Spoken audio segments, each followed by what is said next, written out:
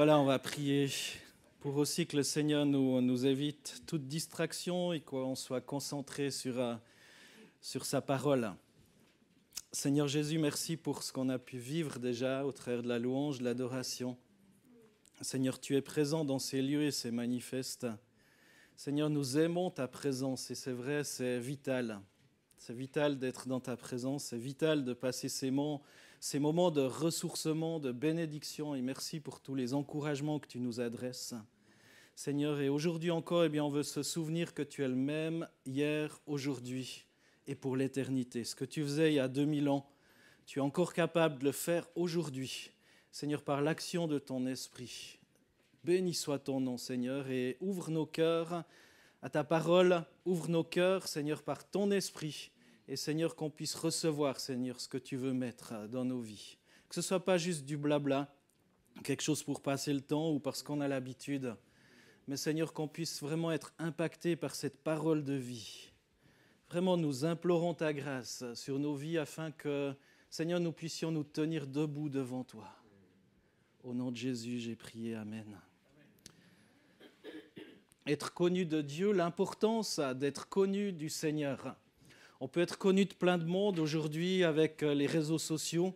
On peut avoir plein d'amis virtuels, on peut avoir plein de faux amis, parfois des amis pour un jour et demain qui vont nous détruire en finalité, en fin de compte, parce qu'on leur a déplu, parce qu'on n'a peut-être pas été à la hauteur de leurs attentes, ou voilà, il y a eu une discorde, une jalousie, etc.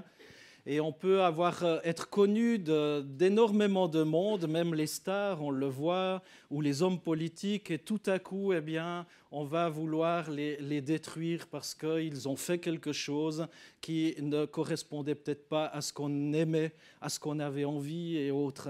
Et ce que j'aimerais vous apporter comme message ce matin, c'est l'importance, non pas seulement d'avoir un carnet d'adresses rempli avec plein d'amitiés à gauche, à droite, c'est pas néfaste, mais surtout d'être connu de la personne principale, c'est-à-dire de l'Éternel des armées.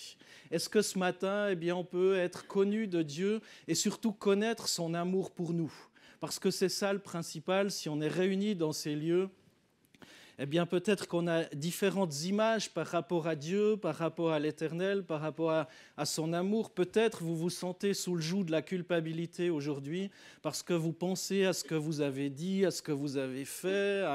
Vous savez ce que dit peut-être la parole de Dieu par rapport à certains éléments de vos agissements et vous êtes sous le joug de la culpabilité et vous ne comprenez pas que notre Dieu est un Dieu de grâce ce matin, qui veut vous bénir, qui veut vous guérir, qui veut contrôler aussi votre cœur dans le bon sens du terme, qui veut être celui qui restaure toute chose pour vous amener à la perfection selon le Seigneur.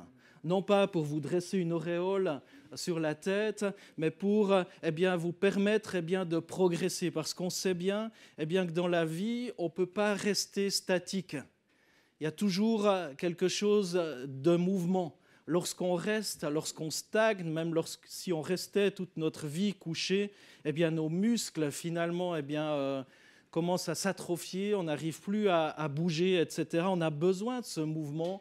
On voit bien dans les enfants cette croissance aussi. Et qui aimerait un enfant qui reste tout petit toute sa vie? Ce serait peut-être pas très agréable. Et dans notre foi, dans notre vie spirituelle aussi, même si vous êtes bien avec un âge respectable, vous êtes appelés encore à grandir. Vous êtes appelés à grandir, vous êtes appelés à connaître encore plus l'amour de Jésus. Peut-être vous dites, mais je sais toutes ces choses, je les ai entendues, je sais la Bible, je connais, j'ai besoin de quelque chose de fun, qui me booste, qui me dépasse. Mais est-ce que tu connais le fun de l'amour de Jésus pour toi? Parce que Jésus t'aime ce matin et c'est ce message. Jésus t'aime et aimerait véritablement que tu sois connu de lui et que tu le connaisses, que tu connaisses son amour. David avait dit au psaume 51, alors qu'il avait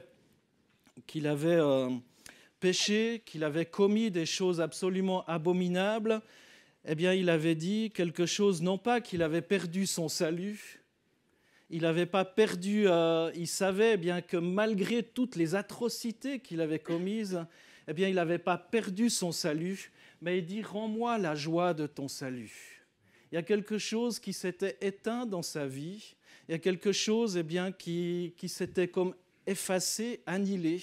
Il était là, peut-être que vous êtes là dans une église un petit peu comme David qui était là dans son château, enfin de son palais, et il connaissait, il savait qu'il était aimé de Dieu, mais il avait perdu cette joie du salut de l'Éternel. Est-ce que ce matin, eh bien, vous êtes là avec une tête d'enterrement à louer le Seigneur, ou bien est-ce que vous pouvez louer le Seigneur de tout votre cœur et dire « Mais rends-moi la joie de ton salut et qu'un esprit de bonne volonté me soutienne ». Rends-moi la joie de ton salut. Est-ce que vous êtes heureux d'être sauvé? Ou bien, voilà, c'est quelque chose comme ça, on le sait, c'est fait, on en a cette connaissance, on sait que ça a été fait un jour, donc voilà, c'est quelque chose, on peut mettre un petit vu sur un tableau, c'est accompli. Mais est-ce qu'aujourd'hui encore, eh bien, vous pouvez éclater de joie dans ce temps de louange, comme on vient de le vivre ce matin, et louer le Seigneur en lui disant, eh bien Seigneur, il y a peut-être quelque chose qui cloche dans ma vie, peut-être que je ne te loue pas, ça ne me fait pas plaisir, voilà, le guitariste ou la guitariste ne me plaît pas, enfin, le batteur, il n'a peut-être pas joué comme j'aime. Et on va trouver mille et une excuses. De toute façon, c'est de la faute des autres, ou c'est de la faute de la société, ou c'est de la faute de l'habillement du pasteur, parce que je ne peux pas entrer dans la présence de Dieu. J'ai entendu une fois les chaussettes dérangeaient quelqu'un dans une prédication. Bref, voilà, alors je ne sais pas, elles sont noires ce matin. Et tout le long, une personne a été perturbée par la couleur de mes chaussettes. Donc quelque part, oui, c'est véridique, hein, c'est véridique. Quelque part, on va toujours trouver quelque chose par rapport aux autres. Et David va pas dire c'est à cause des autres. Il va dire rends-moi la joie de ton salut et qu'un esprit de bonne volonté me soutienne. Rends-moi la joie de ton salut. Est-ce que vous êtes heureux? Heureux. Heureux d'être dans la présence de Jésus. Je me réjouis toujours lorsque j'entends ça, bien des prochains temps de louange, parce que les prières vont jaillir, l'adoration va jaillir, il n'y a pas besoin de dire on peut prier à haute voix ou autre, on a besoin aussi de grandir dans ces choses-là. Et David avait perdu cette joie. Et c'est vrai, on peut être croyant pendant des mois, des années, même des décennies, mais quelque chose n'a pas tourné rond dans notre vie. Peut-être on n'est pas simplement aussi proche comme on avait coutume de l'être, et il y a quelque chose qui s'est estompé. Ce matin, qu'on puisse revenir à l'essentiel. J'aimerais lire et méditer avec vous le psaume 139, il ne sera pas affiché. Vous aurez besoin de vos Bibles ou de vos smartphones, à la limite, si vous n'avez pas pris vos Bibles avec. Mais j'aimerais bien qu'on puisse lire ensemble ce psaume 139. C'est vrai que la Bible sur smartphone, c'est aussi pratique. Vous pouvez toujours l'avoir dans la poche, la lire aussi. En différentes versions. Et l'important, ce n'est pas juste de la voir, mais c'est de la lire. Parce qu'on peut avoir aussi une belle voiture dans le garage, mais si on ne la sort jamais, elle ne sert à rien. Elle va occuper de la place inutilement dans votre garage. En plus, si elle est immatriculée, vous allez devoir payer des taxes pour cette voiture, des assurances, alors qu'elle ne vous sert à rien. C'est la même chose avec la Bible. Vous pouvez l'avoir sur votre étagère, dans votre poche, si c'est un smartphone ou autre, mais si vous ne la lisez pas, elle ne vous sert à rien. Ce n'est pas un porte-bonheur, ce n'est pas quelque chose comme un objet qu'il faut avoir, un objet de superstition, mais la Bible est utile dans la mesure où on l'utilise. De la même chose qu'un véhicule, qu'une voiture, n'importe quoi. Vous pouvez avoir la plus belle voiture du monde, mais si vous n'y mettez pas de l'essence, si vous n'allumez pas le moteur, ce ne sera qu'une décoration qui va prendre énormément de place. Le psaume 139, c'est un psaume de David, au chef de chœur, psaume de David. « Éternel, tu m'examines et tu me connais.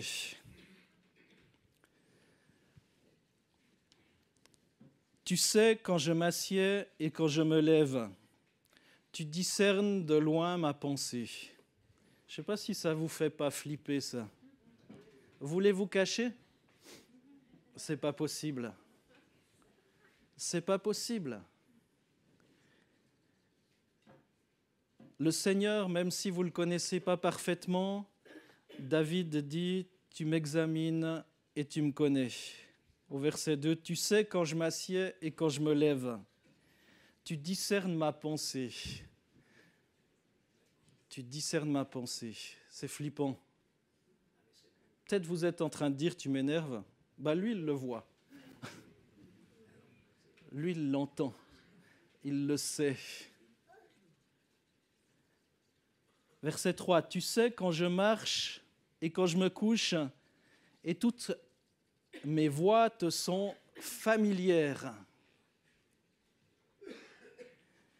Aujourd'hui, il y a des entreprises, alors on dit toujours que c'est pour le bien des gens et autres, ils mettent des puces GPS dans les véhicules de leurs employés, enfin il y a ça dans les ambulances, il y a ça à différents endroits, pour savoir où est l'ambulance la plus proche, ou où est le véhicule du TCS le plus proche pour vous envoyer réparer votre voiture, qui est sortie de votre garage et qui est tombée en panne. Enfin voilà, mais là, il y a comme une puce GPS dans votre vie. Il y a comme une puce GPS dans votre vie. Tu sais quand je marche et quand je me couche. Et toutes mes voies te sont familières. Le Seigneur Jésus, ce que je suis en train de dire, c'est qu'il vous connaît, il est proche de vous. Verset 4, la parole n'est pas encore sur ma langue, que déjà éternelle, tu la connais entièrement. Toutes les belles et bonnes choses que vous pouvez dire, comme toutes les autres choses que vous pouvez dire, il les connaît. Verset 5, tu m'entoures par derrière et par devant, et tu mets ta main sur moi. Incroyable. Vous avez peur? Peut-être qu'il y a une échéance devant vous. Peut-être qu'il y a un examen ou il y a quelque chose, que ce soit un examen de santé ou un examen scolaire ou autre. Tu m'entoures par derrière et par devant. Est-ce que vous êtes prêts aussi à comprendre que Dieu veut être là? Dieu veut être là. Une telle connaissance, verset 6, est trop extraordinaire pour moi, elle est trop élevée pour que je puisse l'atteindre. Vous croyez tout savoir? Mettez-vous au niveau de Dieu et regardez combien il est beaucoup plus haut que vous. Une telle science. Une telle science. Verset 7, où pourrais-je aller loin de ton esprit? Où pourrais-je fuir loin de ta présence? Si je monte au ciel, tu es là. Si je me couche au séjour des morts, te voilà. Si je prends les ailes de l'aurore pour habiter à l'extrémité de la terre, là aussi ta main me conduira, ta main droite m'empoignera. Verset 11, si je me dis, au moins les ténèbres me couvriront, la nuit devient lumière autour de moi. Verset 12, même les ténèbres ne sont pas obscures pour toi, la nuit brille comme le jour et les ténèbres comme la lumière. C'est toi qui as formé mes reins, qui m'as tissé dans le ventre de ma mère. Je te loue de ce que je suis une créature si merveilleuse. Tes œuvres sont admirables et je le reconnais bien. Est-ce que vous pouvez dire à haute voix, je te loue Seigneur de ce que je suis une créature si merveilleuse? C'est le verset 14. Je te loue Seigneur de ce que je suis une créature si merveilleuse. Beaucoup de personnes vont sombrer dans l'anorexie aujourd'hui, dans la boulimie, dans des choses comme ça. On va chercher forcément à transformer ce que le code du monde nous dit qu'il y a à transformer. Mais le miroir de Dieu, il est autrement. Que vous soyez petit, que vous soyez grand, que vous soyez maigre ou que vous soyez gros, que vous soyez beau ou que vous soyez moche, aux yeux, selon les critères du monde, si vous prenez le miroir de Dieu, il dit autre chose de vous. Je te loue, Seigneur, de ce que je suis une créature si merveilleuse. Ce n'est pas l'inscription à jmelapète.com, rassurez-vous.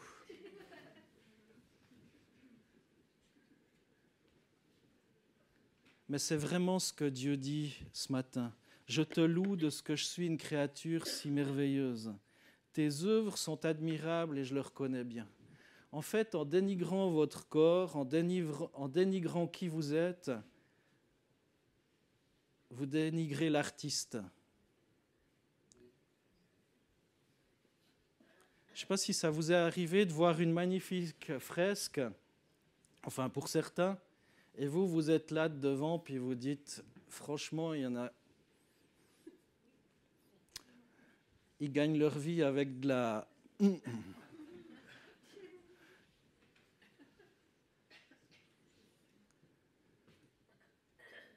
En dénigrant qui vous êtes, vous dénigrez le peintre, l'artiste, celui qui a modelé votre vie, votre corps. Je te loue de ce que je suis une créature si merveilleuse, tes œuvres sont admirables et je le reconnais bien. J'ai cette histoire aussi qui m'avait impacté. Un jour, c'était ma mère qui avait raconté, elle râlait tout le temps sur le temps, la météo, vous connaissez, c'est le truc. Et quelqu'un lui a dit, c'est qui fait le temps? Oh, problème. C'est qui fait le temps? Est-ce que Dieu est au-dessus de tout? Est-ce que Dieu est au-dessus de tout? Je te loue de ce que je suis une créature si merveilleuse. Soulignez-le dans votre Bible ou surlignez-le si c'est votre smartphone, peu importe. Tes œuvres sont admirables et je le reconnais bien. Verset 15, mon corps n'était pas caché devant toi lorsque j'ai été fait dans le secret, tissé dans les profondeurs de la terre. Je n'étais encore qu'une masse informe, mais tes yeux me voyaient et sur ton livre étaient inscrits tous les jours qui m'étaient destinés avant qu'un seul d'entre eux n'existe. Aujourd'hui, on peut faire des échographies et voir les bébés. C'est tout petit au début, comme une tête d'épingle.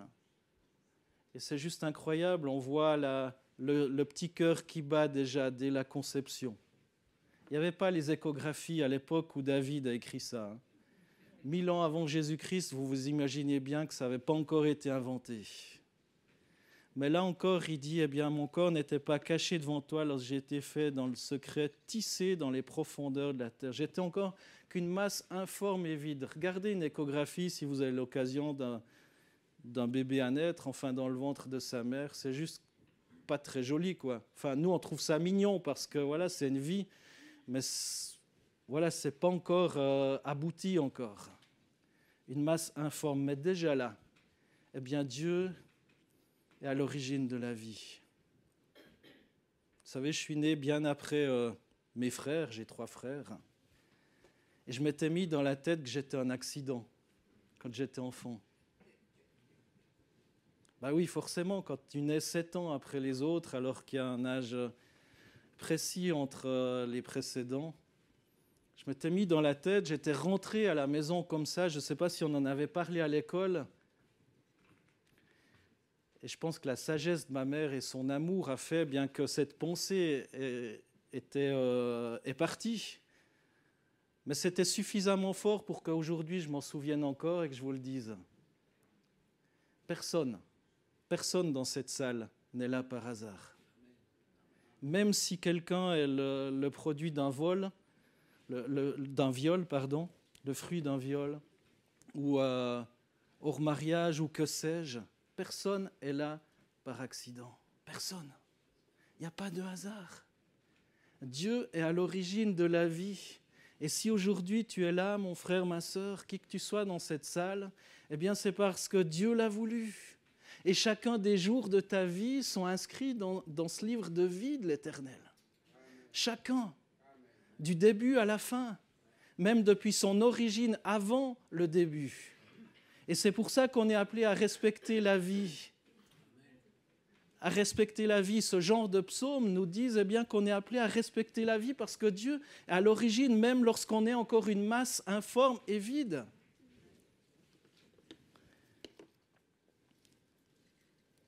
Et c'est pour ça aussi qu'on est appelé aussi à refuser des choses comme l'avortement et des choses de ce genre.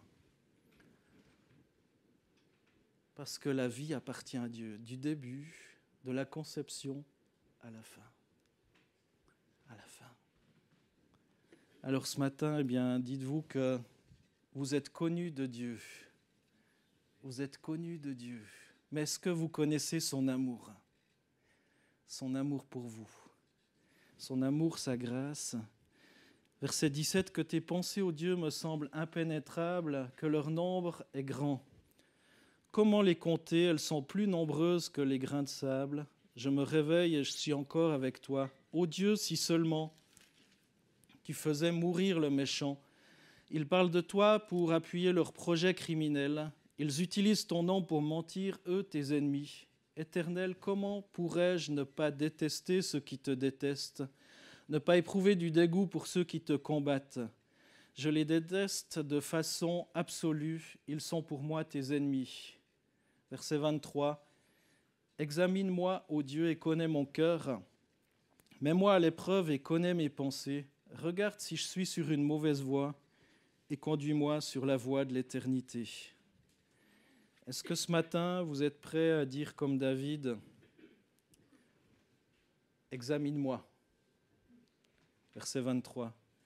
Ô Dieu, et connais mon cœur. Mets-moi à l'épreuve, connais mes pensées.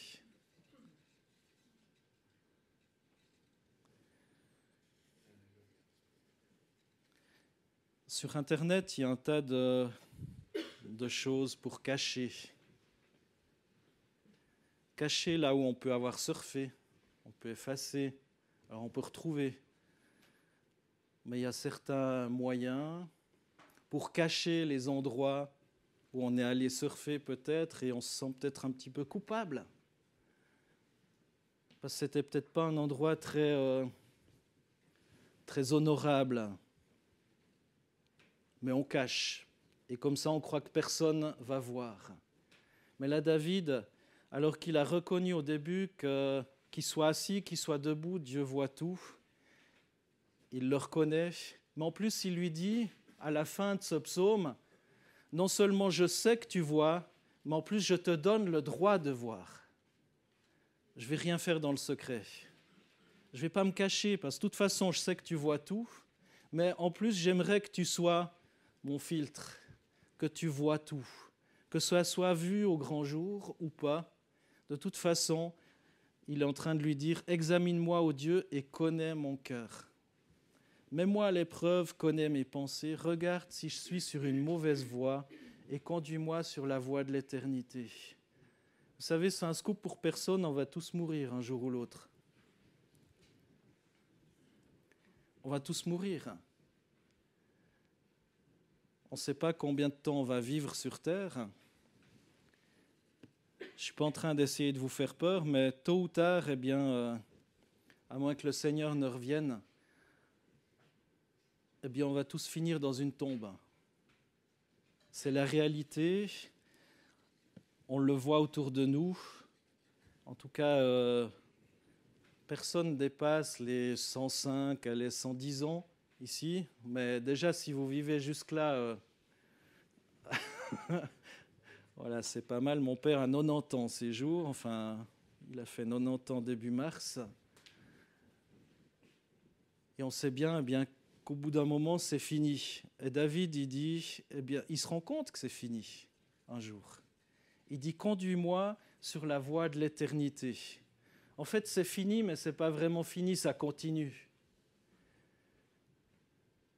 Ça se termine sur terre, mais il y a une nouvelle réalité qui commence ou qui se poursuit alors qu'on est enfant de Dieu ou pas enfant de Dieu. Conduis-moi sur la voie de l'éternité, c'est-à-dire dans cette vie éternelle.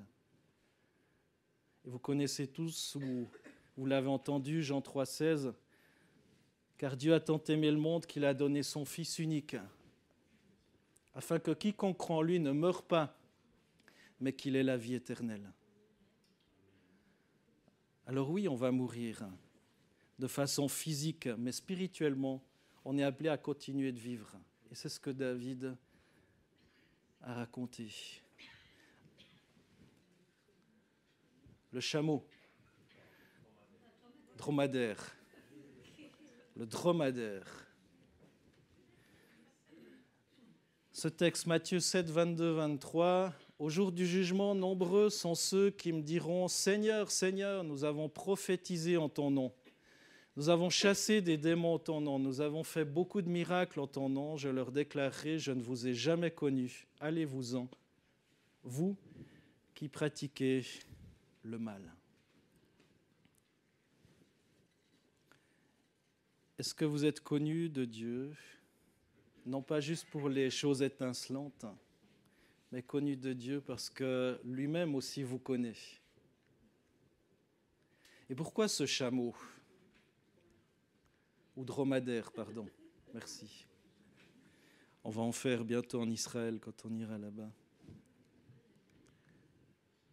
Je ne sais pas, pour ceux qui sont déjà montés sur un chameau ou un dromadaire, c'est toujours impressionnant, ils baissent les pattes devant et après l'arrière. Se courber, se prosterner.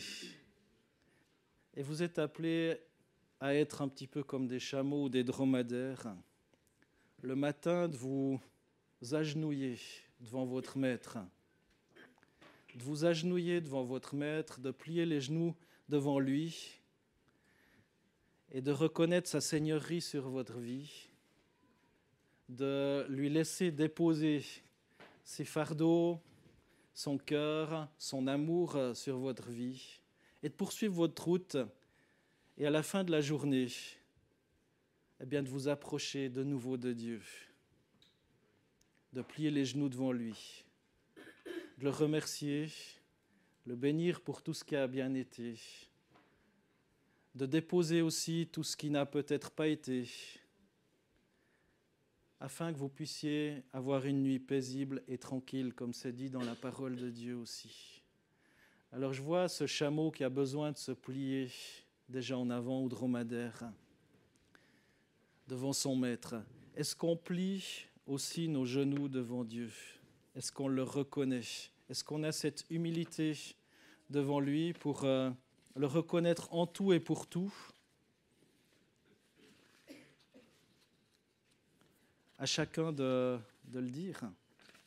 À chacun de le dire.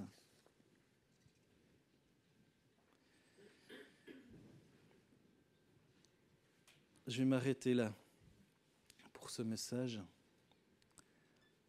Je crois qu'il y a assez de choses à méditer par rapport à ce psaume 139.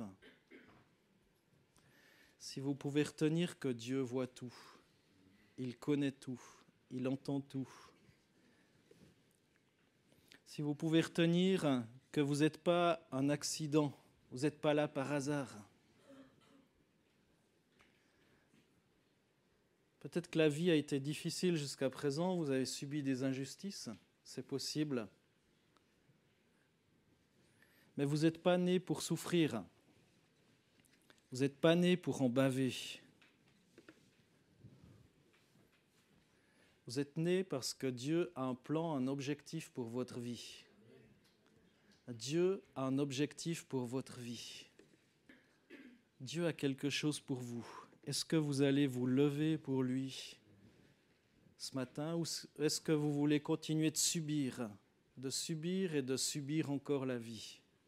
Je crois que c'est le moment de se lever, le moment de plus reculer sous les assauts de l'adversaire, le moment de dire « Seigneur, prends le relais, conduis-moi sur cette voie qui conduit sur la voie de l'éternité. Regarde si je suis sur une mauvaise voie. » Vous savez, beaucoup de personnes font des choix dans la vie et puis après, ils viennent vers Dieu puis ils demandent à Dieu « Bénis mes choix ». Mais c'est mieux d'aller vers Dieu puis de lui demander son avis. Ça évite des mauvais pas, ça évite parfois bien des baffes qui font mal, ça évite des souffrances des fois. Alors, ce n'est pas l'assurance tout risque, parfois on peut se tromper, on a besoin de rester dans l'humilité. Mais si on prend la peine de se nourrir, d'être entouré de frères et sœurs dans la foi, de prier, eh bien, je crois que Dieu veut aussi nous parler. Dieu veut vous parler et vous guider. Alors, vous pouvez fermer vos yeux, simplement réfléchir sur ce qui a été dit et dire comme David a dit, vous pouvez le dire dans votre cœur ou à haute voix, peu importe. Examine-moi, ô Dieu, et connais mon cœur. Mets-moi à l'épreuve et connais mes pensées. Regarde si je suis sur une mauvaise voie et conduis-moi sur la voie de l'éternité. Soumettez-vous donc à Dieu. Résistez au diable et il fuira loin de vous. C'est Jacques 4. Soumettez-vous donc à Dieu. Résistez au diable et il fuira loin de vous. Ce matin, le Seigneur veut guérir ton cœur par rapport à de nombreuses injustices que tu as subies.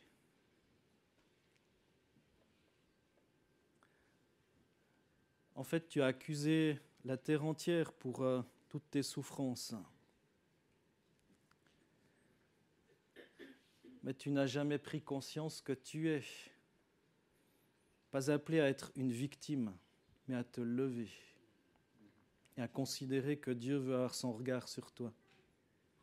Dieu sait tout, Dieu voit tout, et Dieu veut te délivrer et guérir ton cœur.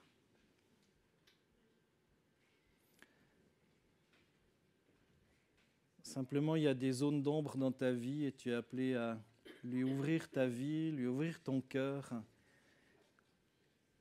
et lui laisser les clés de certains endroits de ta vie. Soit tu es complètement avec Dieu, soit tu ne l'es pas du tout. Tu ne peux pas être assis entre deux chaises.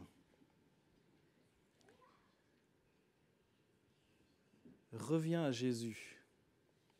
Considère son œuvre merveilleuse dans ton cœur, dans ta vie.